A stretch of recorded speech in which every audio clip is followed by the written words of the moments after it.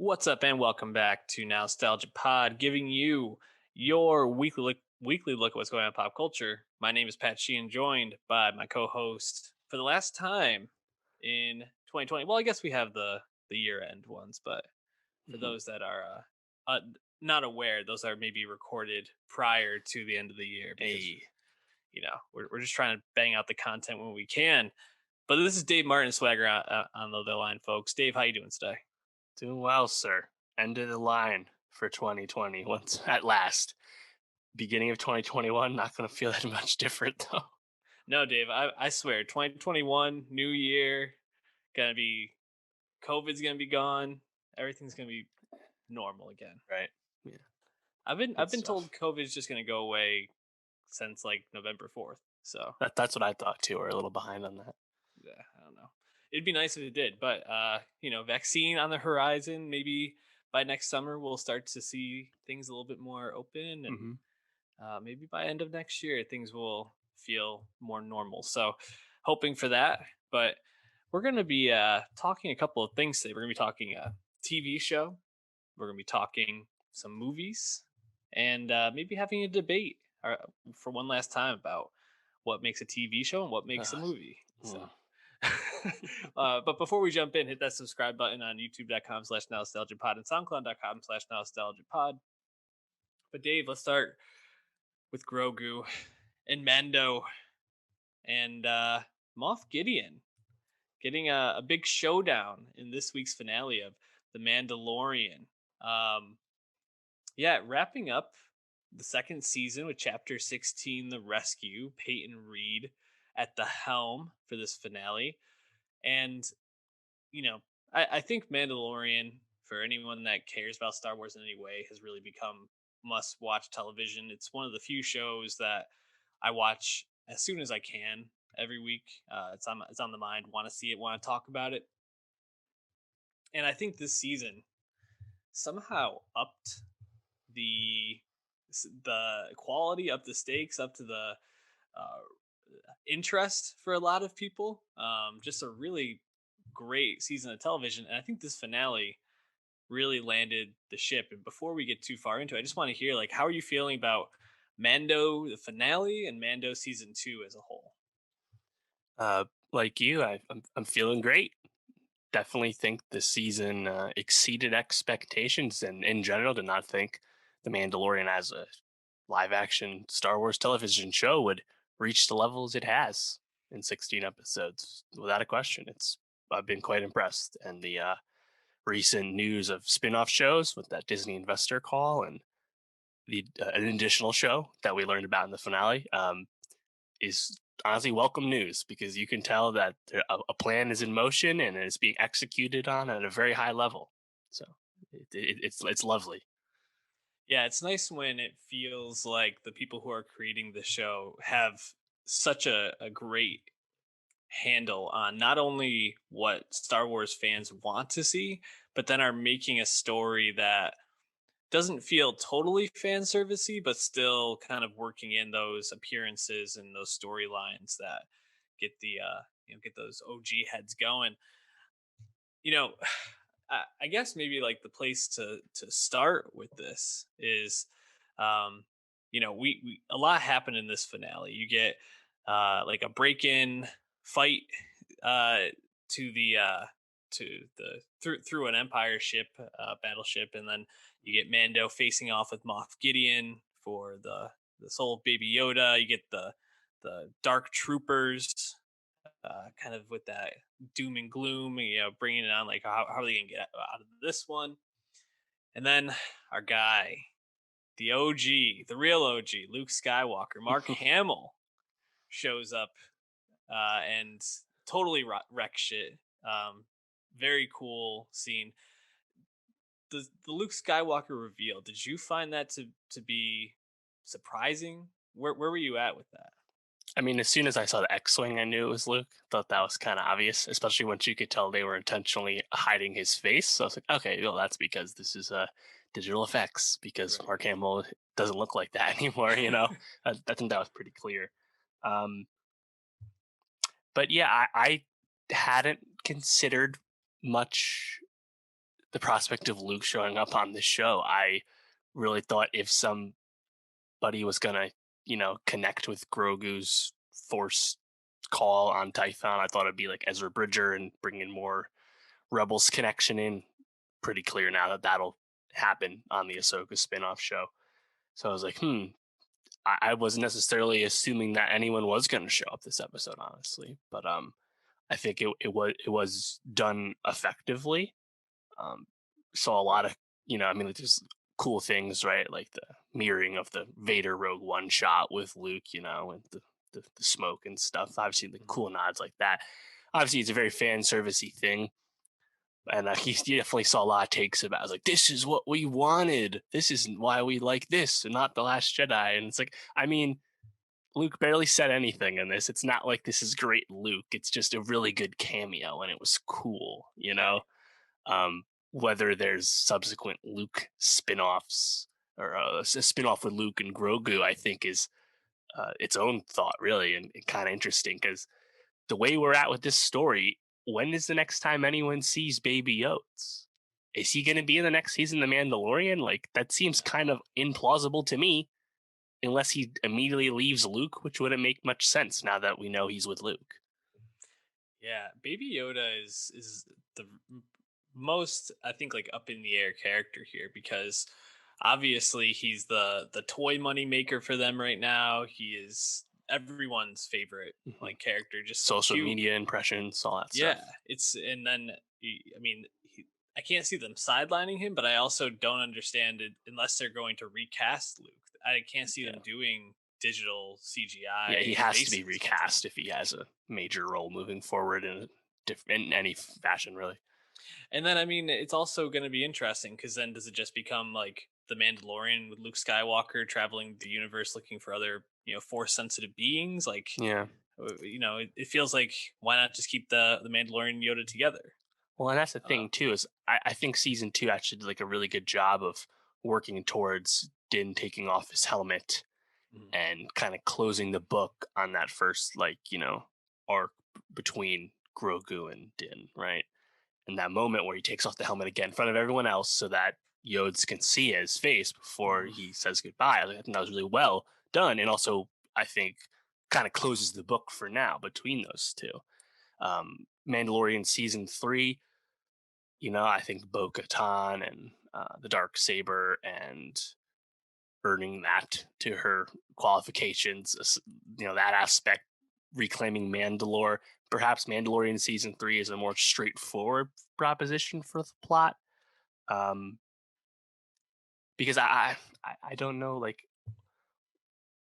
from like a narrative perspective, I don't understand how you bring him back. If anything, I feel like building the show out and all the other spin-offs where he doesn't really show up for a while, and like we're building ourselves back up to Baby Yoda's return.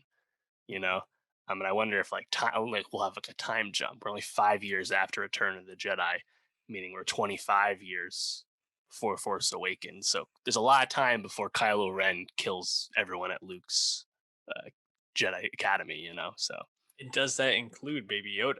Is I he have to imagine that's a no. That's a no. I mean, it's kind of crazy to think about because if in the what's it, the not the Rise of Skywalker, the first of the sequel, Force Awakens. Force Awakens. Thank you.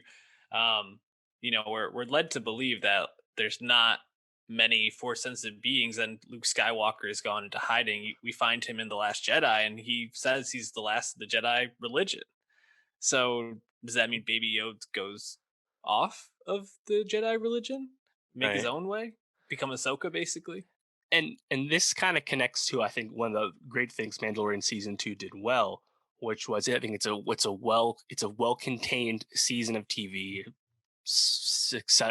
sequel to the first season as well, but also really effectively sowed the seeds of its greater cast and all the spin-offs Mhm. now we know officially are coming. Um, and I think even Mandalorian season two and definitely these spin-offs to come have like filled in like the gaps that the sequel trilogy like gave for people in terms of like filling in the lore and like the plot of the movies and Return of the Jedi to the sequel trilogy, like this questions that like have been like filled in comics and books, but still kind of like nebulous to the average movie fan. We've been getting that filled in, I think, kind of smartly. And like the Rangers of the Republic show, which we assume is the Cara Dune spinoff, I think that'll be a really good job to kind of explain why Force Awakens begins with a new Republic and the Resistance separated, and like why was Leia being like new rebels even though they were in control of government, right? It's like there's tons of potential and opportunity to do stuff like that.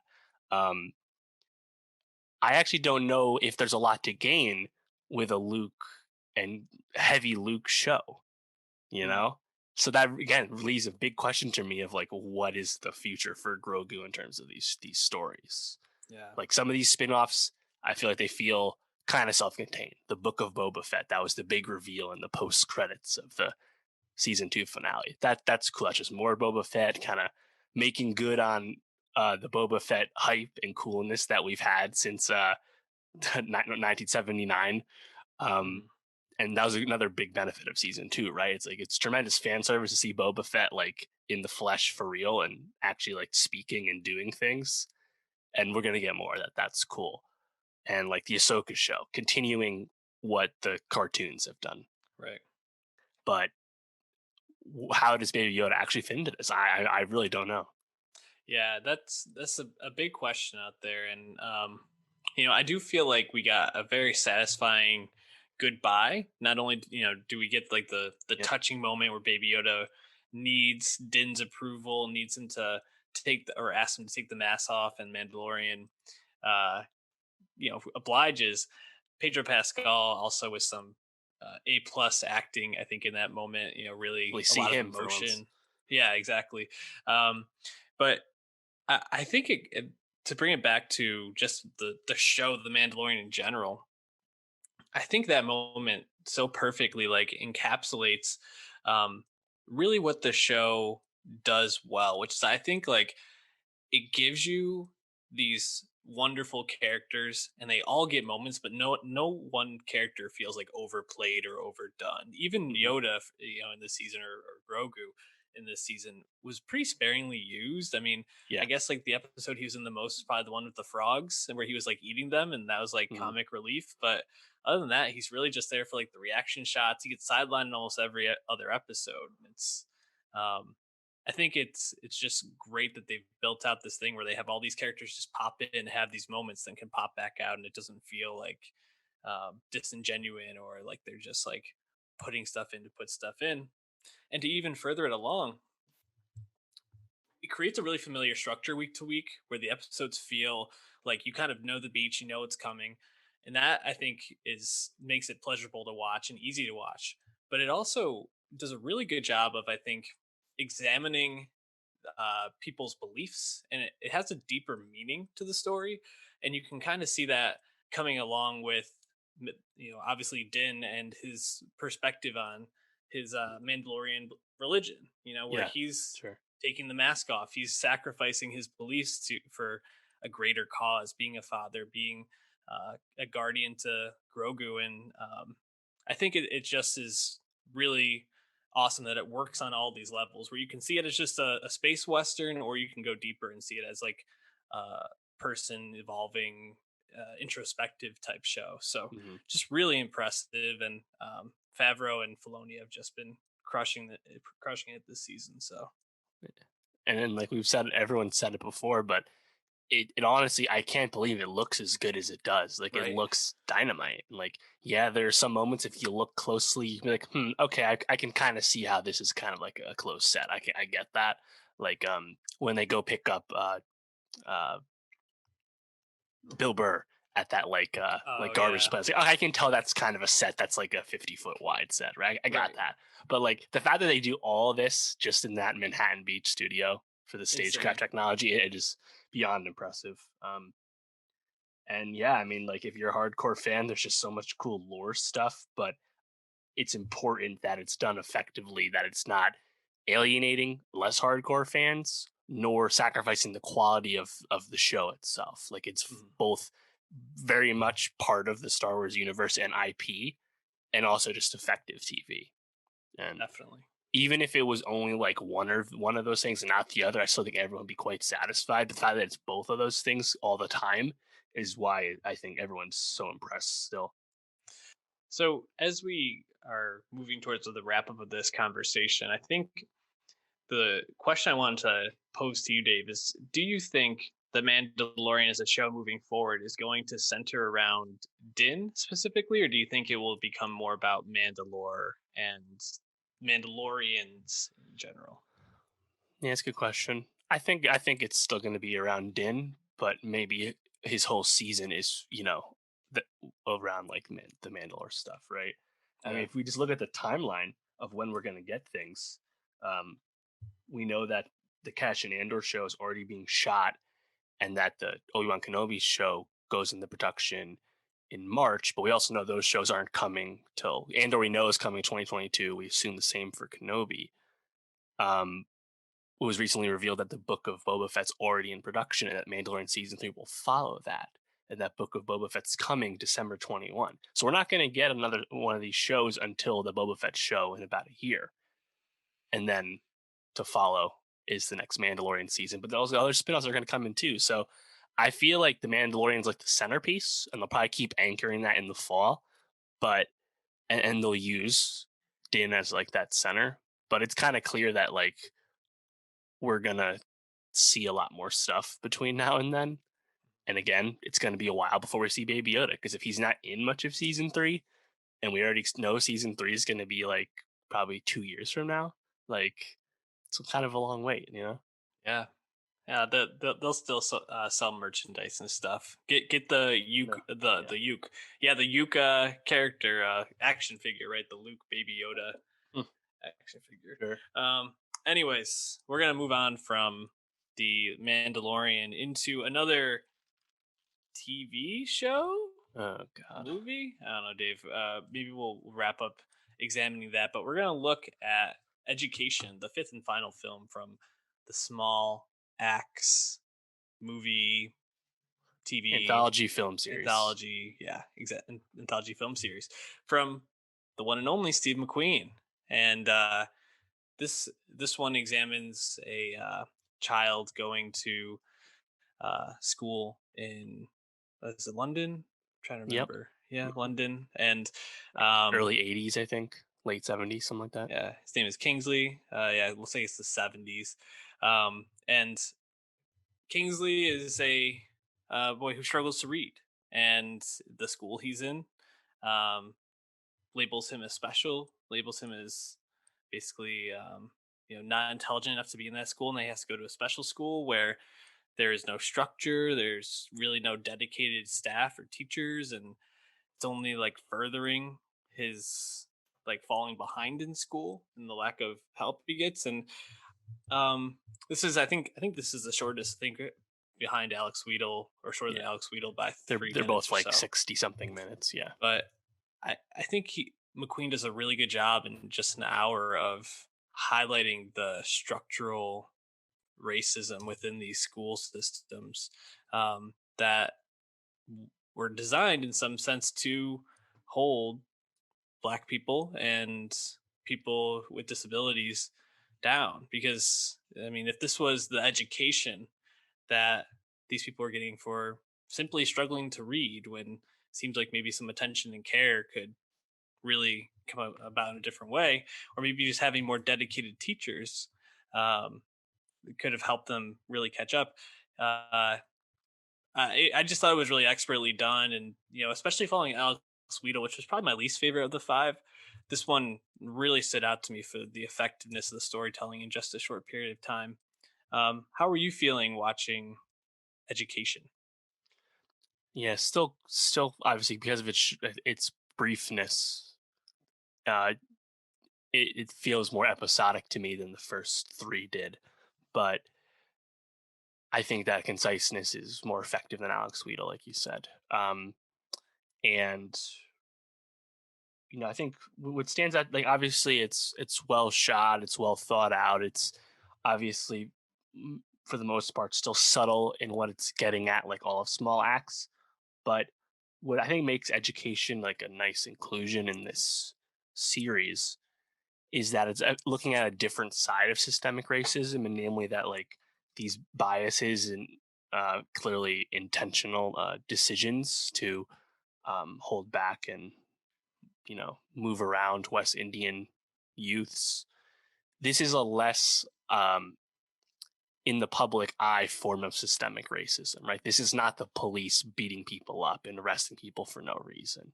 Mm, And I think it's important to highlight that there are lots of sides to this, because the blatant racism and even like the stuff that happens to Leroy Logan, red, white, and blue, that stuff's still obvious when you see it.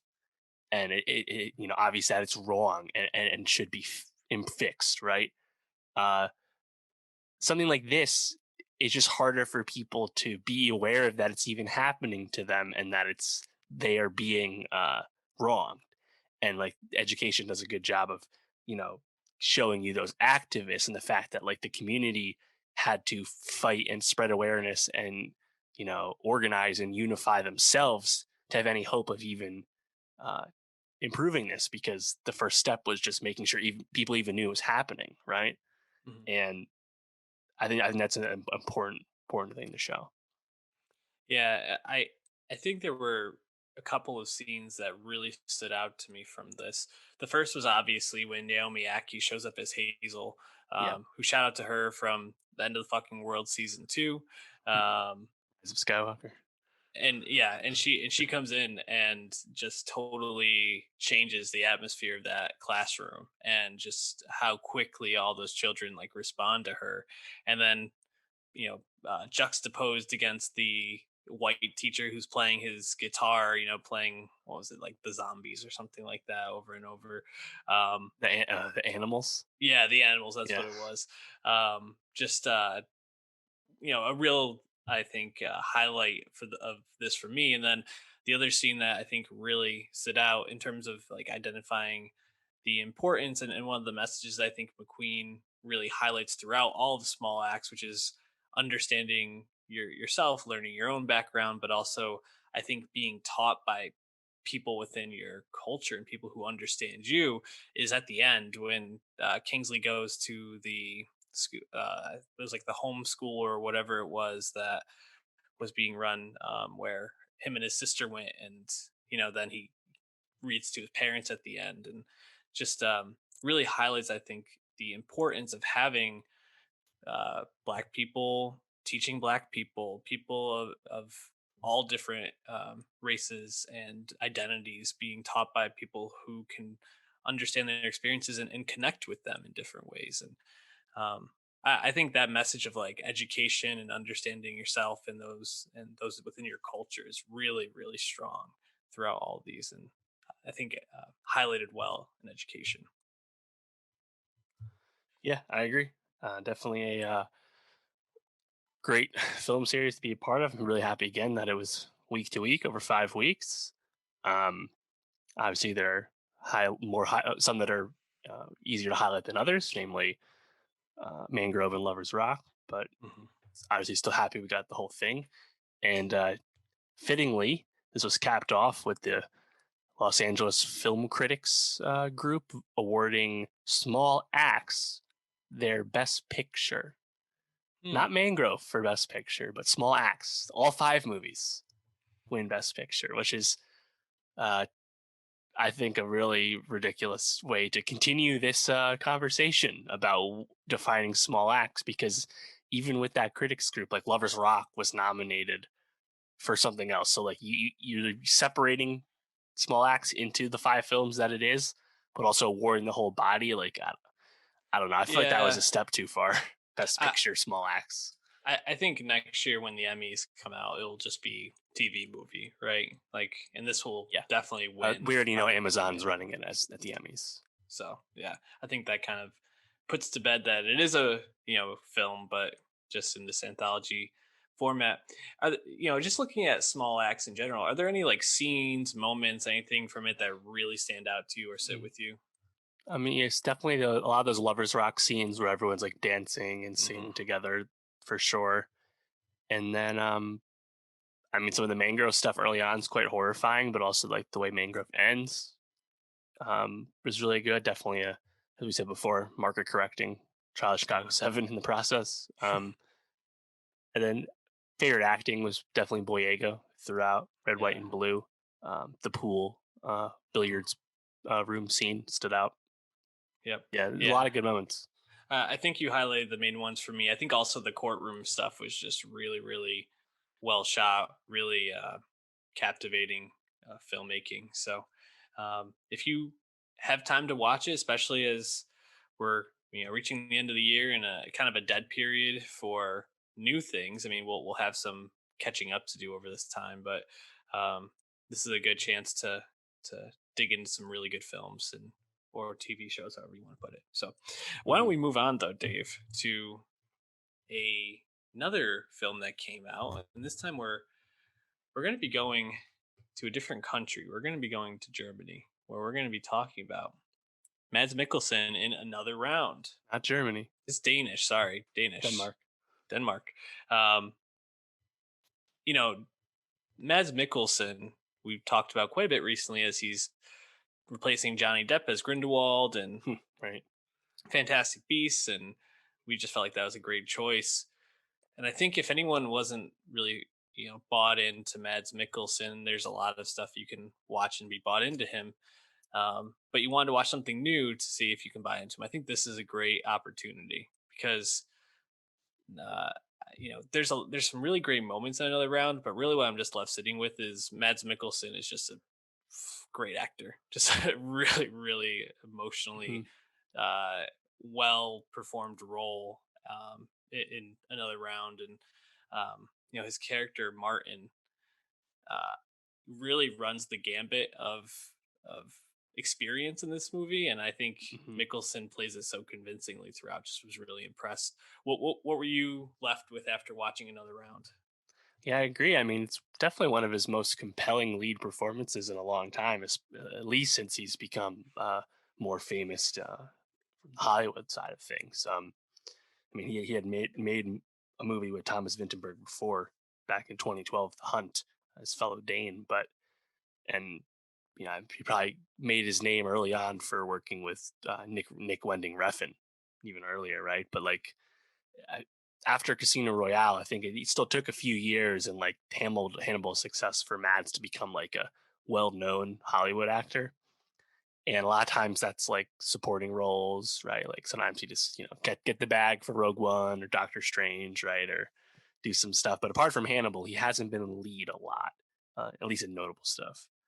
And this was cool to me because, as you said, it definitely highlights his strengths. He just has a really unique way he communicates emotion on his face. You think of like the famous reaction gifs of him, stuff like that. Like we've known that, but um, in Another Round, just watching the him and his buddies go through what they do, um, having Mads like sell that as like his character has his ups and downs is it's kind of obvious why he's so well liked because he is really talented and like he's also well liked because he's funny in press and I feel like that connects really well to the final scene where he's dancing and just being triumphant and jubilant and stuff. So yeah, I mean it's really like the best stuff is definitely the Mads, everything about Mads. But considering he's in most of the movie, that is most of the movie. So yeah, good stuff. Yeah, I mean, the only other real character who gets a lot of screen time in the movie is Thomas Bo Larson, played by Thomas Bo Larson, and I think he's still really solid in this. But if you are walking away and not just like impressed with Mickelson, I'm not sure what movie you're really watching. And it really starts off with him as this very like dysthymic teacher, history teacher in Denmark, and Mhm. kind of confronted by a lot of things in his life where he's like, I just don't feel the same as I used to. I don't feel passionate about things, feel very listful in life. Even his job, he's just like totally like checked out. And his friends kind of call him out at a dinner and they suggest this um, this theory by psychiatrist Skarderud, Finn Skarderud, where you should have a blood alcohol content of 0.05 at all times in order to be more creative and relaxed. And Mickelson decides to try it, and him and his friends do. It's a pretty good concept for a film because it's Yeah, kind of like goofy and fun, but there's already like a built-in like tension, obviously, where they're drunk at work all the time and trying to like keep that under wraps and not get caught. Um, I think it. I think I was left a little bit confused at the end as to what the movie was really trying to say about like drinking and like the use of it in society. Um, but I think the movie makes a lot of sense in a lot of ways. Like it really.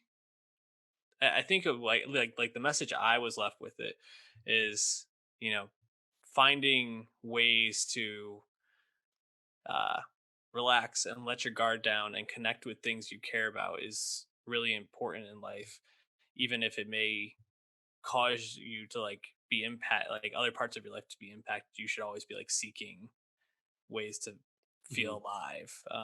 Now I don't know if I totally connect with that message, and I think that's maybe a bit too simple as to what they were really trying to get across. But especially when my expectation in the last scene was Mickelson was going to contact his wife and maybe go see her and Yeah. like work things out, and it really ends with him partying with teenagers, like, and it's kind of like leaves you trying to. At least it left me thinking a lot about what the movie is trying to communicate. What did you take away as like the message of the movie?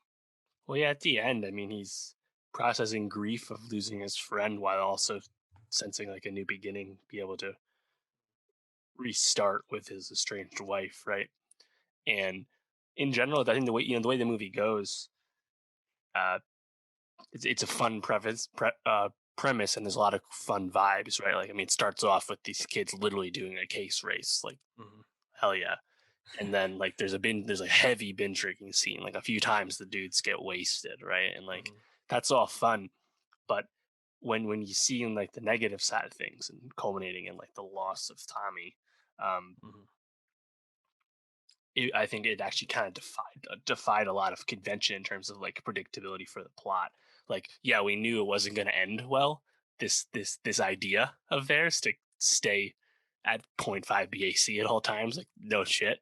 But like taking it, I think they took it.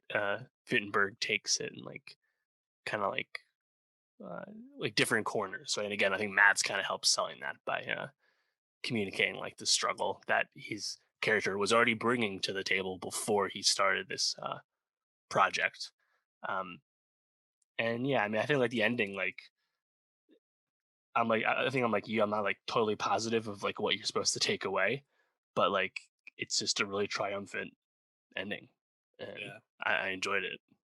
No, me too. And I think there's a bunch of scenes that I really enjoyed in the movie. I thought the dinner scene where they kind of call him out and he starts to like open up to his friends about what he's going through, I thought was really well shot and Yeah. effective. I really liked a lot of the classroom scenes, especially Yes. as he like started like opening up, which just Hmm. electric. And all of the like the way that the classroom scenes were kind of paralleled by the like staff meetings or like the teachers like coming together to like be talked to by the principal at times, and like the feeling of like dread and like tension in those rooms was just really well done, I thought. Also really like sweet in some ways, like Tommy with the specs, I thought was like a really like Yeah. nice thing to watch. And Calling him Specs too, I thought was yeah, so funny. like the scene where Specs finally scores in like the soccer game, I thought was really cool. So some definite like highlights for me. um I don't know. I guess like I would just say check this out. I'm sure we'll be seeing this as a Best Picture nomination at the Oscars, I have to imagine. Well, I, Um, I wouldn't say that. Not Best you Picture. don't think so? Or Best Foreign Film? I'm sorry. But yeah, best international film. We already know it's Denmark's entry. We'll find out in time if that does get nominated, but I'm sure it'll make the larger shortlist. Hmm.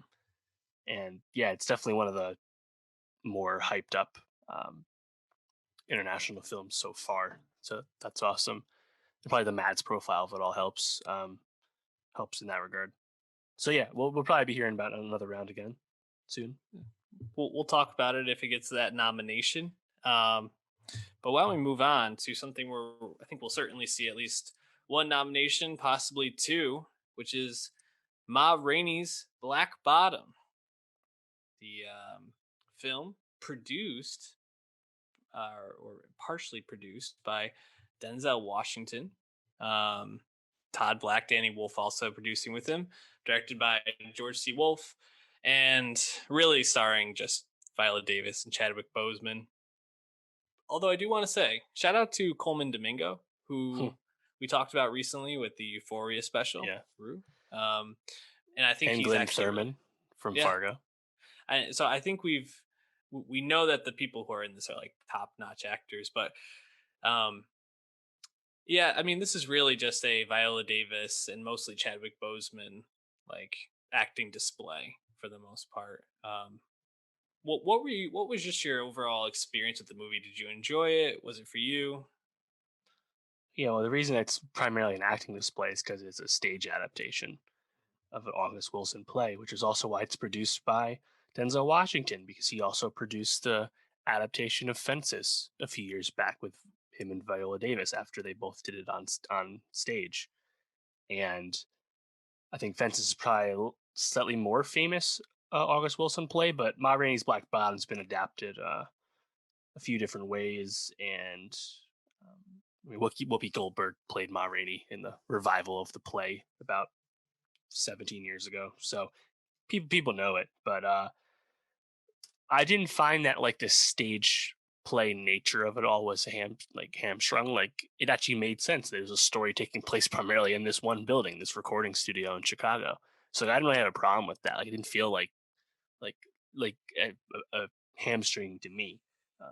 The Fence adaptation's kind of the same way. Like it's just the setting is the setting. But I mean, if you see the play, you probably communicate more with the performances. I'm sure that makes sense too.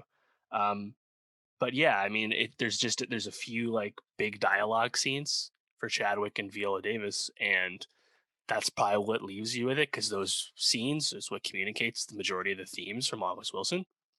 And yeah, I mean, that's the movie, right? It's just putting the words onto the screen from August Mhm. Wilson. And I don't know if it's not like the most. I don't think it's like the most revelatory stuff. Like we've kind of seen this ground before, but what I like about this movie, and particularly from the Ma Rainey perspective, is like highlighting that even in like the North in the 20s, there's still a lot of like inherent Jim Crow racism going on, Oh yeah. and it's getting into like the culture of uh, black people founding modern music, but not getting credit for what they did for the culture.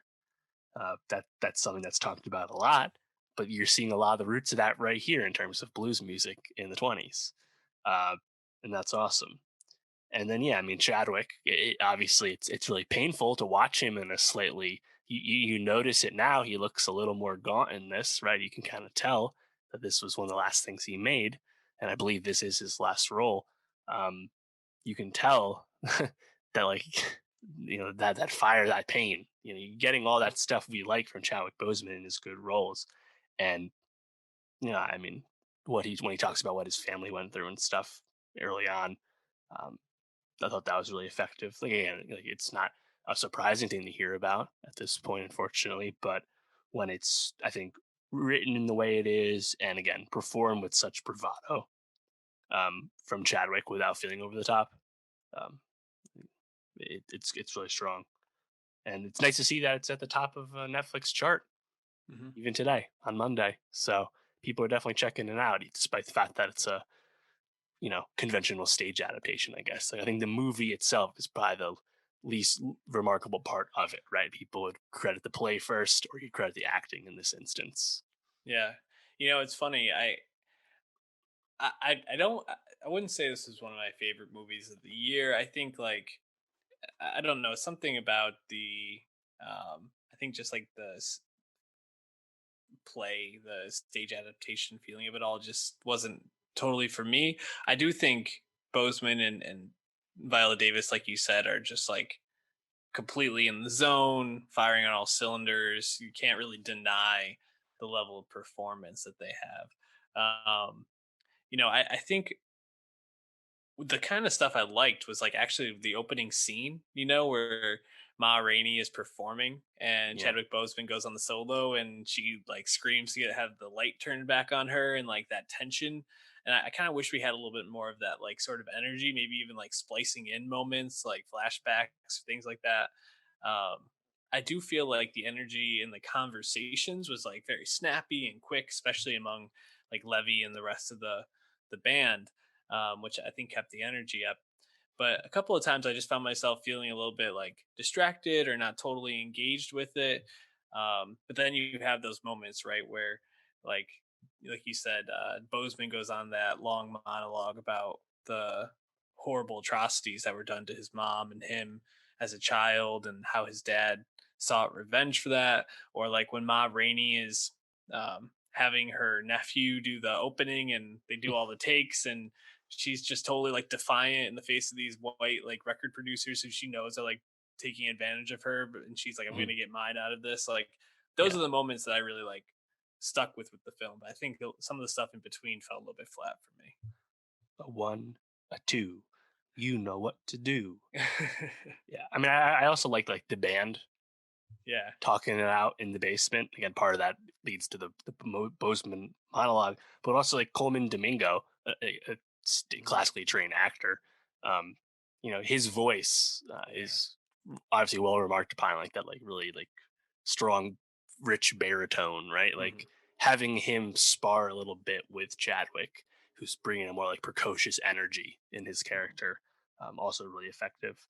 But yeah, I mean, it's like it seems the band and Levy are separated from Ma for like most of the movie. It's really like these two different threads, and I Hmm. guess that's like where you see like the seams of it being a play, where you can kind of tell that like they were on stage and then she was on stage, and then they go back and there's a few times when they're all on stage, but really they're kind of separated.